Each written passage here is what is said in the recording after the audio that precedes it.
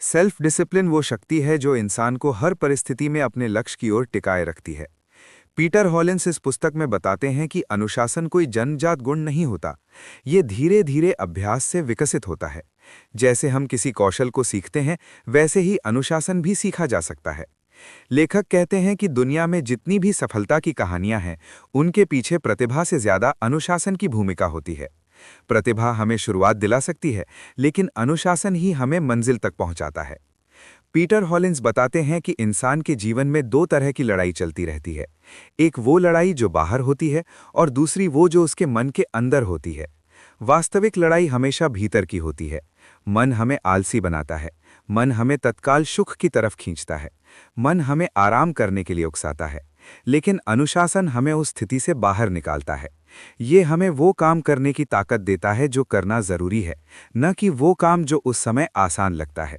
यही अंतर सफल और असफल व्यक्ति में देखा जाता है। पुस्तक में बताया गया है कि अनुशासन का पहला कदम आत्म जागरूकता है। जब तक इंसान ये नहीं जानता कि उसकी कमजोरियां क्या हैं, तब तक वो खुद को सुधार नहीं सकता। आत्म जागरूकता का मतलब है कि व्यक्ति अपने विचारों और अपनी आदतों पर ध्यान दे। वो समझे कि कब उसका मन बहकता है। वो जान सके कि किस परिस्थिति में वो अपने लक्ष्य से हटने लगता है। जब ये समझ बन जाती है, तब वो अपनी कमजोरियों पर काम कर सकता है। लेखक कहते हैं कि अपने बारे में ईमानदार होना ही अनुशासन की नींव है।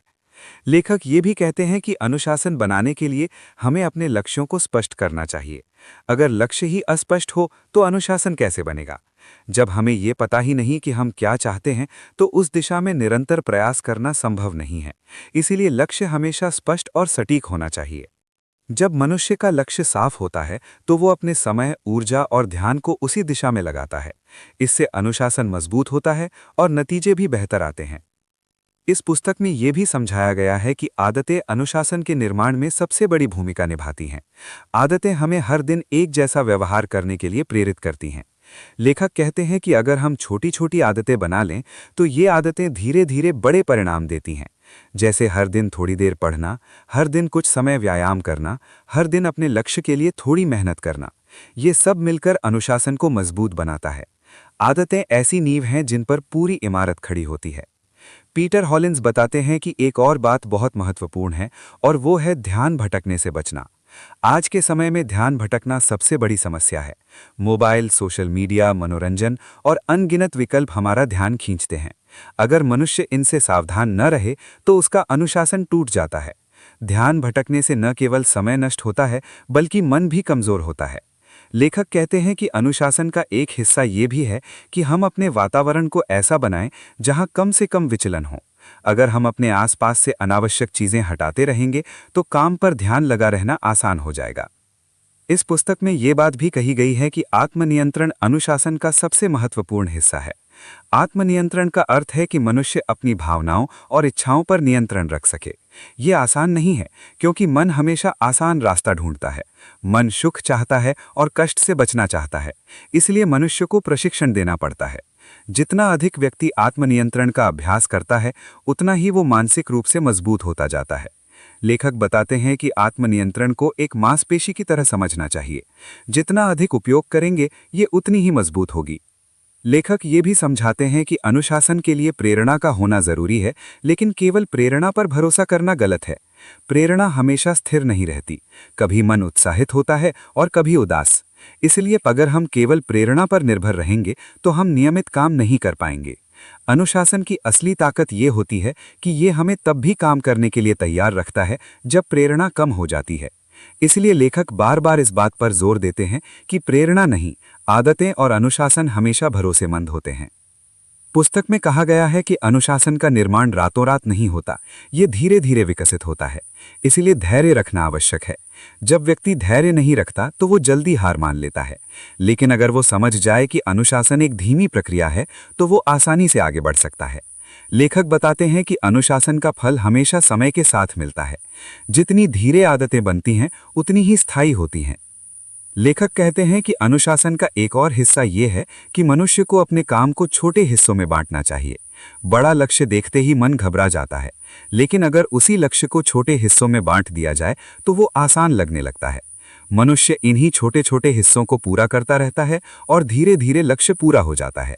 ये तकनीक मन को स्थिर रखती है और काम को सरल बनाती है। पीटर हॉलिंस बताते हैं कि अनुशासन का एक गहरा संबंध मानसिक शक्ति से है। मानसिक शक्ति वो क्षमता है जो मुश्किल समय में भी हमें संभालती है। मुश्किल समय हर किसी के जीवन में आता है, लेकिन अनुशासित व्यक्ति उस कठिन परिस्थिति को पार कर लेता है। वो टूटता नहीं, वो डगमगाता नहीं, वो परिस्थितियों के आगे झुकता नहीं। ये मानसिक शक्ति नियमित अभ्यास से आती है और अनुशासन इस शक्ति को बढ़ाता है। इस पुस्तक में यह भी कहा गया है कि मनुष्य को अपनी ऊर्जा का ध्यान रखना चाहिए। ऊर्जा सीमित होती है, इसलिए उसे सही जगह खर्च करना जरूरी है। अगर हम अपनी ऊर्जा को बेकार की बातों में लगा देंगे तो जरूरी कामों के लिए हमारे पास शक्ति नहीं बचेगी। इसलिए अनुशासन हमें यह सिखाता है कि अपनी ऊर्जा को सुरक्षित रखना चाहिए। ऊर्जा को केवल उन कामों में लगाना चाहिए जो हमारे लक्ष्य से जुड़े हों। लेखक ये भी कहते हैं कि अनुशासन का एक और हिस्सा ये है कि हम अपने जीवन में संरचना बनाएं। संरचना का मतलब है कि हमारा दिन एक निश्चित तरीके से चले, एक तय समय पर उठना, एक निश्चित समय पर काम करना, कुछ नियम तय करना। ये संरचना मन को भटकने से रोकती है। जब जीवन में एक व्यवस्था होती है तो अनुशासन अपने आप विकसित होने लगता है। लेखक अंत में ये भी कहते हैं कि अनुशासन केवल सफलता के लिए नहीं होता, बल्कि ये इंसान के चरित्र को भी मजबूत बनाता है। अनुशासन हमें विश्वसनीय बनाता है, ये हमें ईमानदार बनाता है, ये हमें परिपक्व बनाता है। अनुशासन हमें वो व्यक्ति बनाता है जिस पर दूसरे भरोसा करते हैं।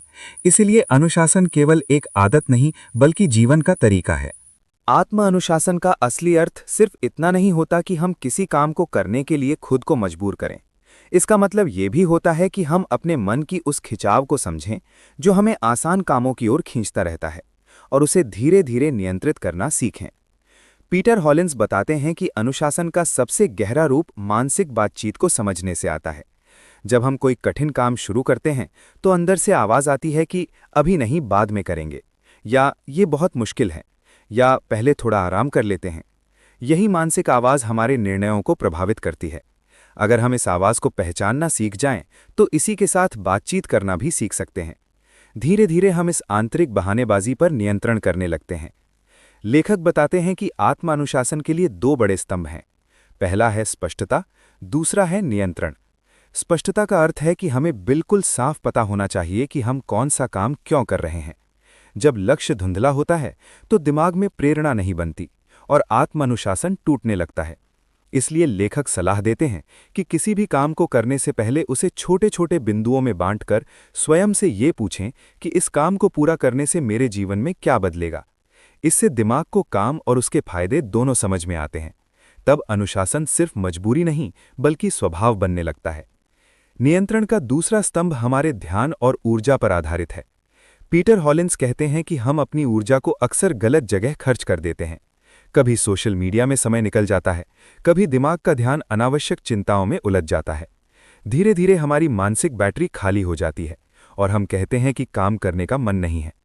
लेखक बताते हैं कि मन का नियंत्रण मतलब ये नहीं कि हम भावनाओं को दबाएं। इसका अर्थ है कि हम भावनाओं को ध्यान से देखें और समझें कि कौन सी भावना काम में बाधा डाल रही है। जब हम उसे पहचान लेते हैं तो वो भावना हमें चलाना छोड़ देती है। लेखक दैनिक दिनचर्या की शक्ति के बारे में बताते हैं। वे कहते हैं कि कोई भी काम अगर आदत बन जाए तो उस पर अनुशासन लगाना आसान हो जाता है। आदतें ऐसे स्विच की तरह होती हैं जो हर दिन एक ही समय पर अपने आप ऑन हो जाती हैं। अगर सुबह उठकर हम नियमित रूप से थोड़ी देर पढ़ते हैं तो मन उस आदत का आदी हो जाता है और फिर उसे पूरा करने के लिए ज्यादा मानसिक शक्ति नहीं लगती। इसी तरह लेखक सलाह देते हैं कि हर नई आदत को बहुत छोटे रूप में शुरू करें। अगर आप रोजाना व्यायाम करना चाहते हैं तो शुरुआत सिर्फ 2 मिनट से करें। दिमाग को नई चीजें शुरू करना हमेशा कठिन लगता है, लेकिन अगर काम का आकार छोटा हो तो उसे स्वीकार करना आसान हो जाता है। पीटर हॉलिंस बताते हैं कि आत्मानुशासन का वास्तविक दुश्मन विलंब है। विलंब करने की प्रवृत्ति अक्सर डर और संदेह से पैदा होती है। कई बार हमें लगता है कि हम काम को अच्छे से नहीं कर पाएंगे, या हमें लगता है कि इसमें बहुत मेहनत लगेगी, इसलिए हम इसे टालते रहते हैं। लेखक कहते हैं कि प्रोक्रास्टिनेशन से जीतने का एक ही तरीका है कि हम काम की शुरुआत पर ध्यान दें, न कि पूरे काम पर। जब हम सिर्फ शुरुआत करने का निश्चय कर लेते हैं तो दिमाग पर दबाव कम हो जाता है। एक बार काम शुरू हो जाए तो पूरा करना काफी आसान हो जाता है। लेखक आत्मानुशासन को सही वातावरण से जोड़ते हैं। वे कहते हैं कि मनुष्यों पर वातावरण का प्रभाव बहुत गहरा होता है। अगर आपका रूम अस्तव्यस्त है तो मन भी बिखर जाता है। यदि आसपास लोग निरुत्साहित या आलसी हैं तो हम भी जल्दी ऐसे ही बन जाते हैं। लेकिन यदि वातावरण साफ सुथरा हो और लक्ष्य के अनुकूल हो तो व्यवहार अपने आप सुधरने लगता है। इसलिए लेखक बताते हैं कि आत्मानुशासन का सिस्टम बनाएं, न कि मनोबल पर निर्भर रहें।